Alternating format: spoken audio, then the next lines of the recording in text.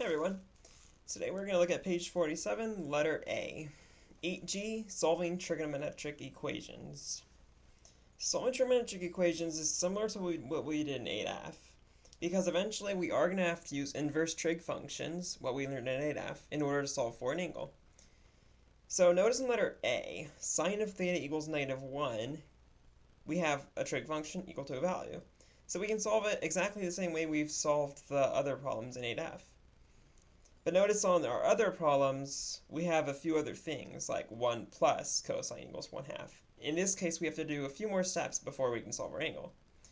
But in letter A, since it looks like the problems we've already been solving, I want you guys to go ahead and pause the video and see if you can do it on your own first.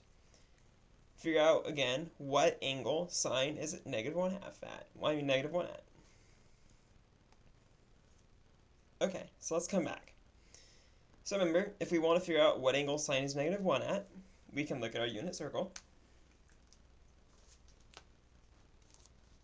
Since sine is negative, that tells us we're looking at the bottom of the unit circle underneath the x-axis in quadrants 3 and 4. And since psi is the y-coordinate, we can look at our y-coordinates and look for -1. It looks like we have -1 right here. That's at 270 degrees, which is the same thing as 3 pi over 2 radians.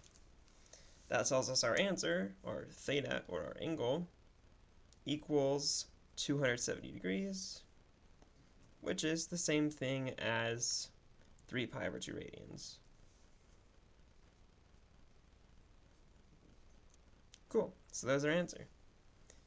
That tells us at 270 degrees, or 3 pi over 2 radians, sine is -1. Perfect. Okay. Now I just wanted to go over what our notation here means for our inverse trig functions. So I remember when I was learning this, I used to read it as sine to the -1st power, because that's literally what it looks like. But really all it means is inverse trig function, so it just tells us that it's the inverse of sine. So when we write sine to -1 like that, that just means it's the inverse for sine. Similarly, we can write cosine that way, cosine -1 or tangent.